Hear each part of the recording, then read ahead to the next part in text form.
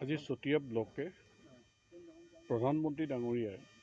যিটো সপোনৰ আঁচনি অভিলাষী আঁচনি অমৃত সৰোবৰ এই অমৃত সৰোবৰ আঁচনি আজি ইয়াত মধ্য নাগশংকৰ গাঁও পঞ্চায়তত চতিয়া ব্লকৰ শুভাৰম্ভ হৈছে যে আজাদী কা অমৃত মহোৎসৱৰ লগত সংগতি ৰাখি আমাৰ বিশ্বনাথ জিলা পৰিষদৰ ফালৰ পৰা আৰু চতিয়া ব্লকে আমাৰ মধ্য নাগশংকৰ যিটো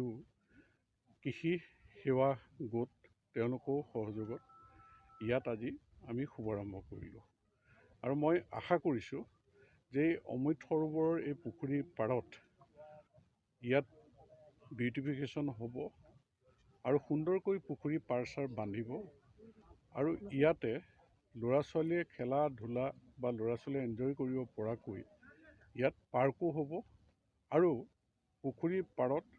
আমাৰ হৰ্টিকালচাৰ তেনেকৈ স্কিম ল'ব যে অমৃত সৰোবৰ পুখুৰীটো খান্দিছে সেইটো নহয় যে পুখুৰীৰ পাৰতে উপাৰ্জন কৰিবৰ কাৰণে হৰ্টিকালচাৰ তেনেকৈ থাকিব হাঁহ চাহৰ ক্ষেত্ৰতো তেনেকৈ ব্যৱস্থা ল'ব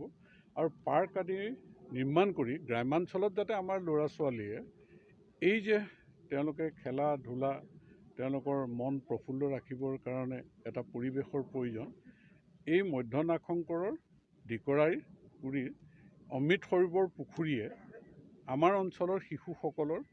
এই অভাৱ পূৰণ কৰিব আৰু ইয়াৰ পৰা আমাৰ যিহেতু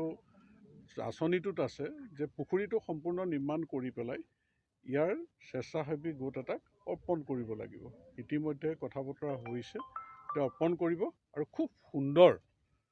অমৃত সৰোবৰ দিকৰাইগুৰি হ'ব বুলি মই